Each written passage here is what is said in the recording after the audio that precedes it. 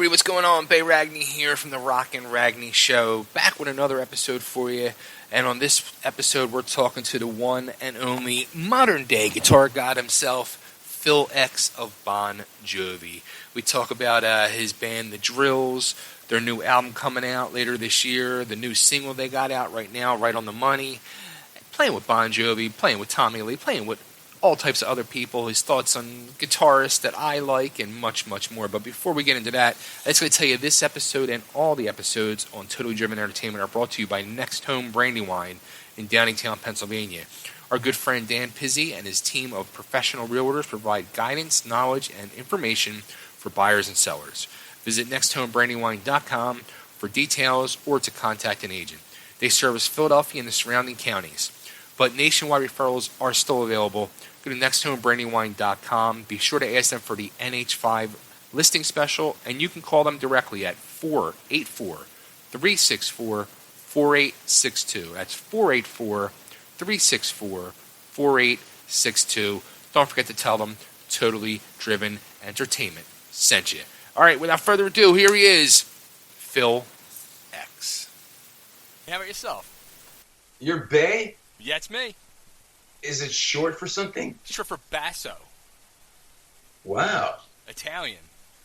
Yeah. Italian from South Philly, living in Nashville, Tennessee. Ragni, that sounds like, is it Ragni? How do you say it? Ragni, yeah, you nailed it.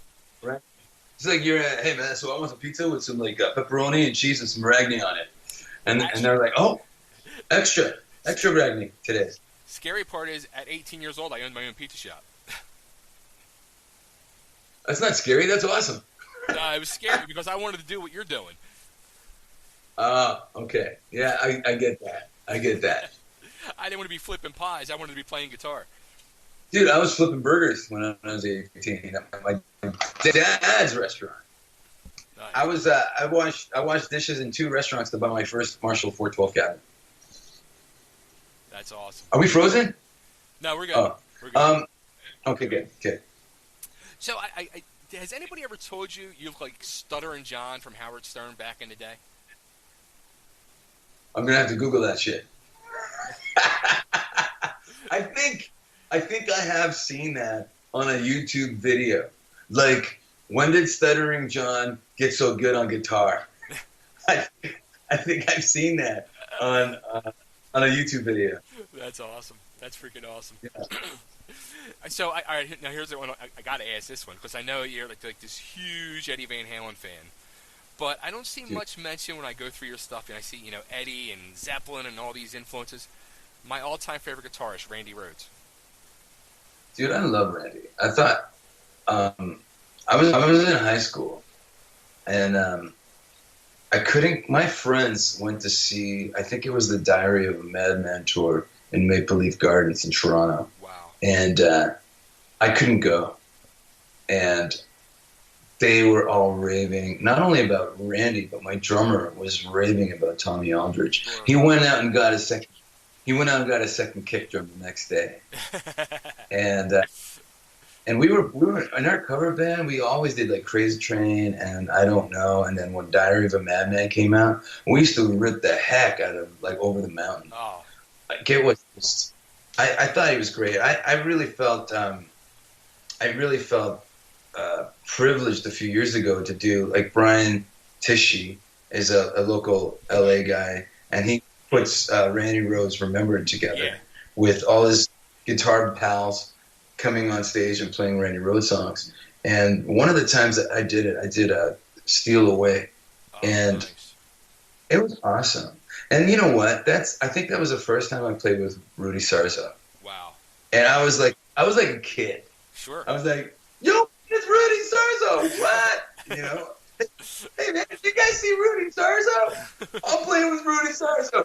I was freaking out. And Rudy Sarzo is such an amazing guy. Yeah. And an amazing bass player. And everything, his list, his resume is pretty impressive. Sure. But he's so spiritual. Because every time we play together, because we've played together a few times since, and he just comes up to me and he goes, you know what it is about you? I'm like, what?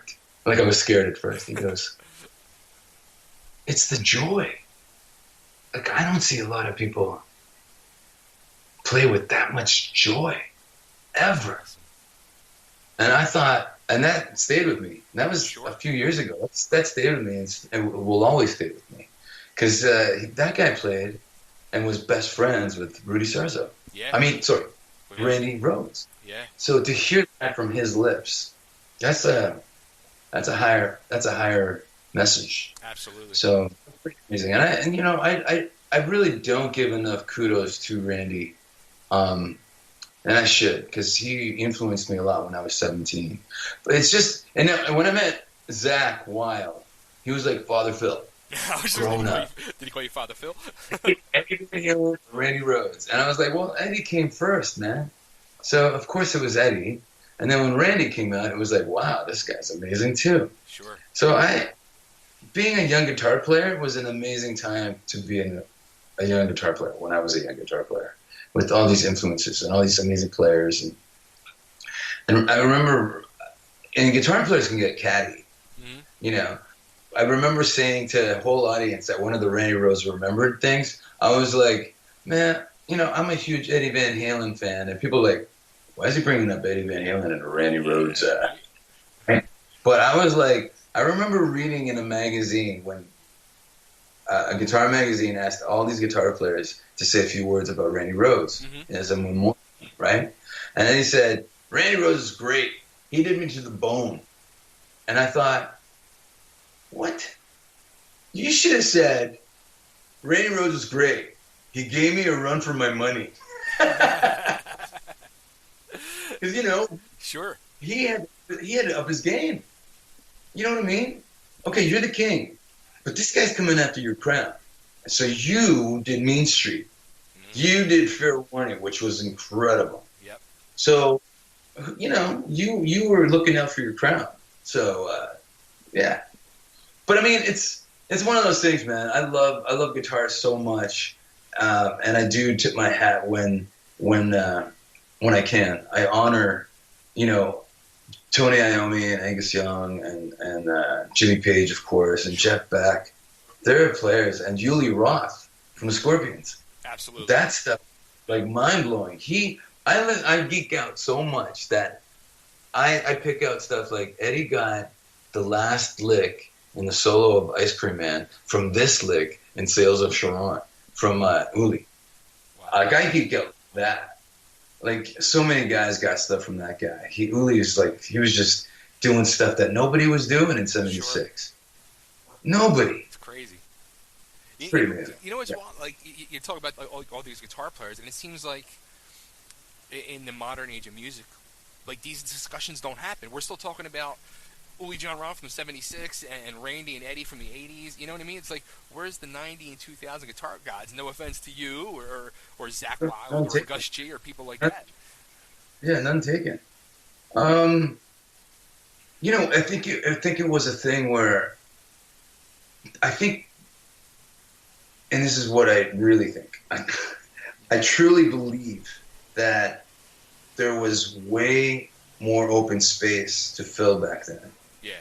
You know, like, nobody, I don't think, and people come up to me, what about Hendrix? Hendrix was phenomenal, but nobody changed guitar as much as Eddie Van Halen. Yeah. He changed the sound of it, the techniques. He brought so much to the game. He changed the look of a guitar. Yeah. Nobody changed guitar that much since.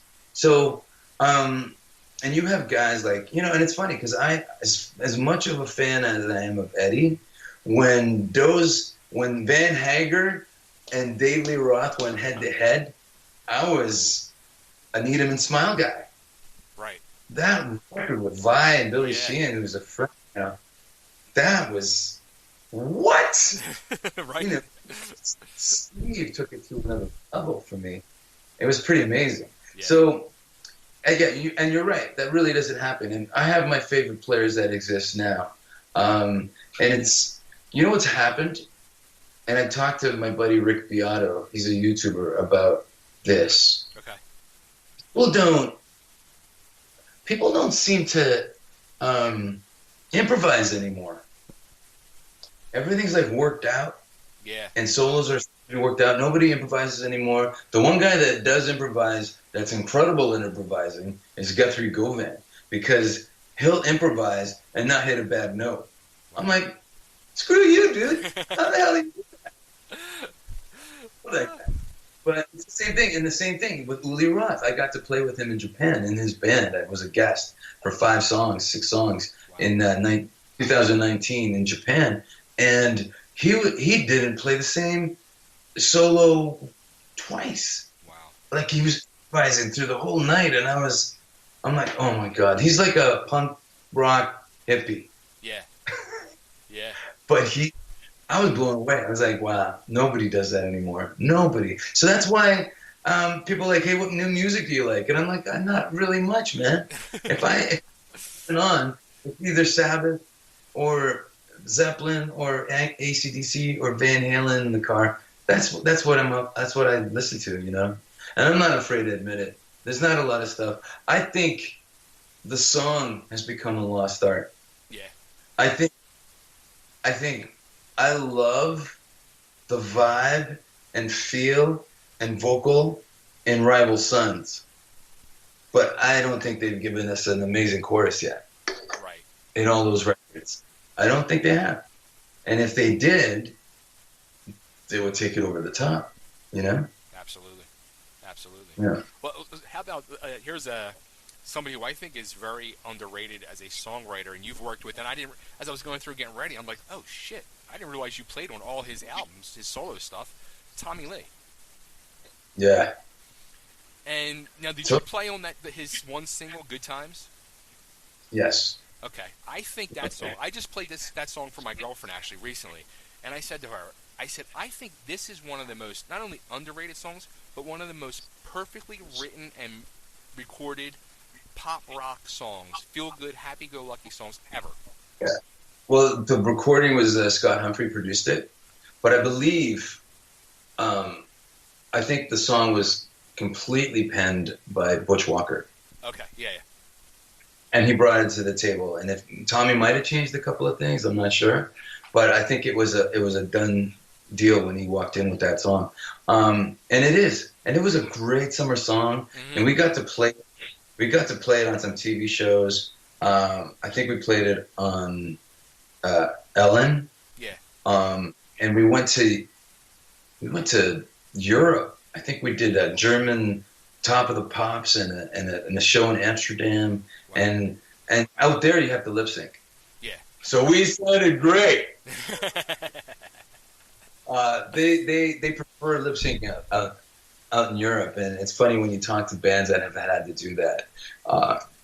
It's kind of funny, but it's yeah, you know, I played on that, and I played on that a lot of the guitars on all his solo records, and he and even when I asked him to play on a Drills tune for Volume 2 coming out on Golden Robot Records, Stupid Good Lookings Volume 2, I had him in mind. Like, when you ask Tommy to play on a song, you can't just say, you know, hey, here's some songs, pick one. Right. You know, because he's like, dude, I'll play on anything. I go, no, I'm writing a song. So I went back and I did some research. I've seen Motley Crue a bunch of times, and he does great stuff in his solo. So there was a groove he was playing in a solo, and I wrote a song to that groove. And when I sent it to him, and this is to give you an idea how a lot of the conversations happen with these drummers. I called Tommy, and I sent him the song, and he goes, dude, this song is kick ass, but I think it's too fast. And I'm like, okay. And he took it upon himself to go into his studio and take what I gave him and slow it down and put a groove behind it so I could get an idea of what he was thinking. And I was like, what? It was pretty amazing. So I listened to it and I go, wow, totally, dude. I totally got my head bobbing way more. And he goes, well, that's the idea. You want people to dance. And then when we went into the studio, we slowed it down even more. I believe the song started at 136 beats per minute. And by the time we were done, it was like 124, 125. And not only did it lengthen it, but everything spoke more. The riff spoke more. The verse spoke more. The chorus, which is king, spoke more. The whole song was... And that's how pretty much everything happened with all these drummers. It was like they'd be in the band for an hour and a half with me and Daniel on bass, and Daniel Spree, And that's how we created all these songs. Like I had the song, the idea. I sent everybody a guide guitar and vocals so they could get a thing. But then when we were in the room together, we created the arrangement as a band. Whether it was Taylor Hawkins on Volume 1, or Tommy Lee, or Abe Boyle Jr., Liberty DeVitto is coming out on Volume 2. We met through the Hired Gun Association of the documentary. Right. Yeah, I saw that, and watching that Liberty's whole story, like, it really bummed me out, man, the way he got, like, kind of screwed over by Billy Joel. It got dark, right? It really did. It was like, you got this guy, 1 minute, not only is he explaining what he brought to the table, but you got Billy Joel explaining how Liberty took this song and made it more like that, and explaining to the masses what he did on a radio show. Right. And then to, mind you, not to defend Billy, because me and Liberty are great friends, but he got screwed by his management company. Wow. And what he thought he was going to have a lot of money in a bank account ended up being a little bit. And things happen for a reason, and things happen at a time where it kind of is explained. Liberty is an amazing guy. He's an amazing drummer. I remember jamming with him at East West Studios when we made the live content for the documentary, and I was blown away. I'm like, this guy is 60-something, and he plays like a kid. Right. Like, his energy is fantastic. Wow. So he played on a song called Broken Arrow. Broken Arrow I wrote right after Chris Cornell passed. Okay. And it kind of had this message for me, like, man, it's got to be really bad for you to go down that path. Yeah. And then if you could get to where you go and think back, and did I do the right thing? You know what I mean? Sure. So the whole message in that song, I really wanted somebody with energy, but also a deep pocket and a deep understanding of music, and that's Liberty. So I took him into the Power Station in New York the day of a Bon Jovi show at Madison Square Garden. Hey, can you meet me here at 9 o'clock? Because I got a show the night before, and I got the show the day of. So we recorded Liberty's drums. And then I took Obie O'Brien, who was our engineer, and Liberty to lunch. And then Obie and I walked to Madison Square Garden for a sound check of night 2. Wow. With Bon Jovi. So that's one of those things that you don't find yourself in the minute, in the moment. You don't think, wow, I just recorded Liberty DeVitto on my song at the Power Station, and I'm going to play Madison Square Garden with Bon Jovi tonight. You got a dream gig at a dream venue, and you just recorded a dream drummer situation at a dream studio. Like, it was a dream. Sure. But I got the photos at Madison Square Garden and this amazing drum track to prove it. It's just an incredible day for any musician on the planet. Do you have those moments though, like when you're playing with Bon Jovi, like where you say to yourself at some point on stage, like, is there a song that triggers you where you just say, like, how the hell did I get here? All the time. Like, I remember in 2013, I was up to 90 shows because Richie decided he wasn't coming back. Right. And even that 90th show, I'd be like grabbing a guitar and turn around, hey, it's John Bon Jovi. I'm like, dude, you've done 90 shows this year. I had to or you wake up. Even this happened like 2017. You're on the jet, taking a little nappy poo, and you wake up and you look across the jet and you see John Bon Jovi sitting, and you're like, "Fuck, it's John Bon. Fuck, dude." Yeah, you're in this band. Wake up and smell like coffee. So it does happen. And then we shoot videos, and we recorded. We were in the studio recording. This record coming out 2020, Bon Jovi, is the first record that I was involved in from the ground up. Oh, wow. So that's exciting. Awesome. that was we did 11 days at Ocean Way in Nashville and recorded all these beds, and then John picked his favorite 10 and went. I have a favorite on that record. It's called "Love Is a Beautiful Drug," and I got to be dangerous for 16 seconds. To me, rock and roll is dangerous. Sure. Right? My favorite rock and roll is dangerous rock and roll. So I got to be dangerous for 16 seconds. I was excited. That's my favorite track.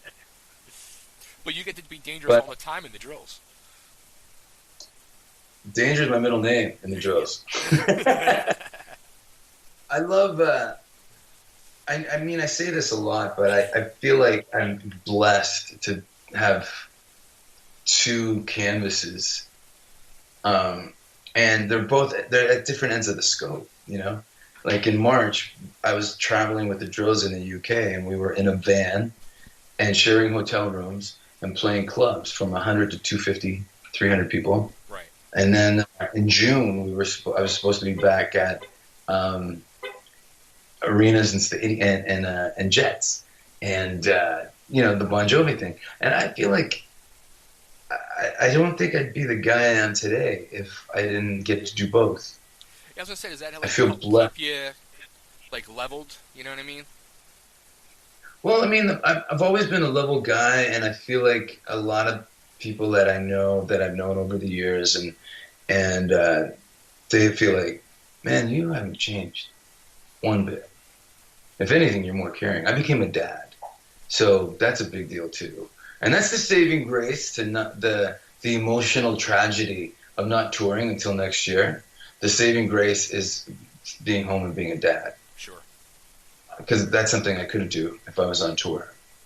And my kids are young. They're like 4 and 6. So I missed a lot on tour. I missed my daughter's first steps. I came home from one tour, and I put her down. Instead of her crawling away, she tore off on 2 legs like an animal. And I was like, when did this happen? Or, hey, check out what Scarlett can say. And she said something. And I was like, I'm watching this on FaceTime instead of being there. Yeah. So that hurt a bit. But and now I get to do it, and now we have a lot of fun, and it's great. It's just a weird time. It's just such a weird time, babe. You know? It is. I mean, I bet you feel it where you are. Where are you? I'm in Nashville. You're in Nashville? Yeah. I love Nashville. Yeah. It's not too humid now, is it? You know what? It's the last few days. It's been pretty humid. Yeah. Actually, I went canoeing yesterday. What's that? What's that? Can't be that bad. You're outside. You know what? I like to do it out in the backyard and just chill. It's not too bad, but I'd rather be inside in the air. But yeah, you know. But yeah, I mean, summer's definitely here the last few days. Yeah, that's the one thing I didn't like about Nashville. It's the humidity. Because with the hair, right? You know, you take a shower, you dry off, you go outside, and you feel like you just took another shower. Yep. Yeah. So yeah, I'm from Toronto. Like I said, so our humidity, it can be pretty brutal too. Chicago, definitely, or Florida. There's some brutal humidity around. But yeah, I mean, I love that I get to create. Getting back to that, in 2 different scenarios, it keeps my brain sharp. You know, and I love being able to deliver my story and narrative in the drills, and then be part of the landscape in John's story and narrative. Like I'm a windmill on stage left. But I was reading, like, so you guys put out a single and video in the past month, Right on the Money, but it's not actually going to be on this album. Right, it's a standalone single, and I'll tell you why. Brent, Fitz, played drums on the track and did an amazing job, but he's also on Volume 1. Okay. So he's our money drummer. On Volume 1, he played on I Want My Money Back, and then on this single, he played Right on the Money, and then there's no money songs on Volume 2. No. I didn't want to. I didn't think I should repeat drummers on Volume 2, so it's a whole new slew, a whole new gang of drummers. I'm very excited about it. I feel like, you know, like I mentioned, I wrote the song for Tommy. I wrote the song for Ray Luzier. I wrote the song with him in mind, the way he drums, and I love his drumming. And the same thing with Liberty, like I mentioned, and Gary Novak is a pal of mine here in LA, and I knew this song was right up his alley. And I feel like the really cool thing about this record too is Dan actually wrote a song. Okay. And I feel like I stole it. Like, I'm not claiming writing or publishing, but he said, "Hey, I'm working on my solo record. What do you think of this tune?" I'm like, "I'm thinking it's going on the new Drills record." It's like, "What?" And I'm like, "Dude, don't worry. You sing it. You wrote it." And we pulled it out. When we did those shows in March with the Drills, the 8 shows in the UK, we pulled out his song. It's called "Feel Better." And the fans went nuts. It was like, I want him to have that opportunity to sing and be the front the band for that one, at least one song. It might turn into 2 songs down the road. But Ryan McMillan, who's played with Matchbox 20, he played drums on Dan's song. So, and it's a great tune. And I can't wait for people to hear it. Obviously, the people in the UK heard it, and I can't wait for all the other Drills fans to hear it too. And that's another goal of mine, man. I've been all over the world with Bon Jovi. I'd love to go all over the world with the Drills. I don't think there are a lot of bands that do what we do. I don't think there are a lot of bands that evoke the energy and emotion that the Drills project into the audience night after night. And we heard it from a lot of the fans that saw us. They're like, "Wow, this is..." It kind of like, not to say that I'm saving rock and roll, but I'm helping. There you go. Yeah, and you can print that. And you're making it dangerous. And man, rock and roll is dangerous. Yes, dangerous rock and roll's got to come back for sure. Absolutely. I think that's what's missing from rock and roll. The what? That's what's missing from rock and roll is the danger. Yeah, man. I mean, when I was 14, I saw Van Halen on the Women and Children First tour. It changed my life. Sure. Because it was my favorite guitar player playing incredible guitar. But he wasn't playing incredible guitar just standing there. Right. He was playing incredible guitar while jumping off the drum riser and sprinting across the stage and climbing the PA stacks while he's just letting it rip. And I was like, it took my breath away.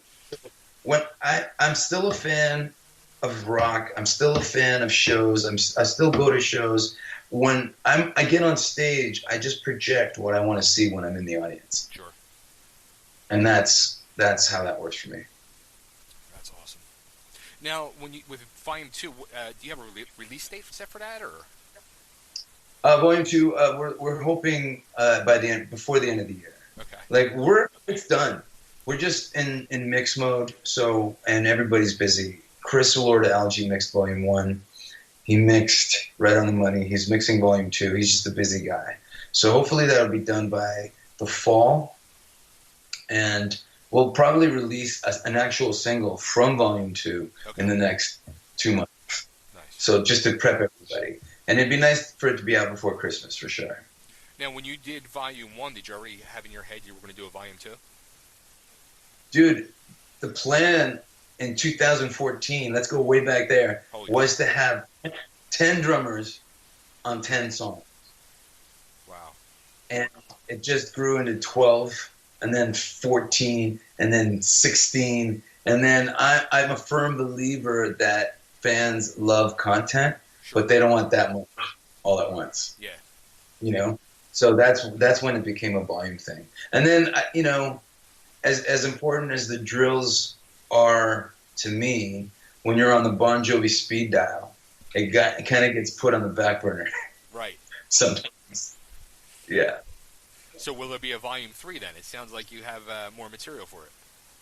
I don't know if it'll be a Volume 3 or if it'll be just a whole new batch of tunes. Because I think we still have a lot of drummers to come out. Tico came and played on a tune. Oh, nice. So that was pretty exciting. And Brian Tishy's on a song. And those guys aren't going on Volume 2. And Brent has also played on a bunch of other songs. So it might be just a whole new project, like a whole new Drills record and not a volume. Maybe we'll just put out, you know, standard 10-song record. We'll see. Who's There's a lot of work. I'm working all the time. Who's the dream drummer that you would love to have on there? Dave Grohl? Yeah, that'd be nice. Yeah, that would be awesome. We hung out in Brazil last year at Rock in Rio. The Foo Fighters headlined the night before Bon Jovi did. So we got to hang out and talk. Yeah. You know, like, dude, what's it like when Prince isn't with us anymore, but what was it like to have Prince play your song at a Super Bowl? Right. And he told me, and then he goes, yeah, but dude, you're playing with Bon Jovi. What the hell's that like? So it was cool to share those things. Dude, I have to jump on this other call. Right on, man. Dude, great Well, talking to you. You too, brother. Absolutely. Take care. You too. Thanks. Stay dry. Yeah.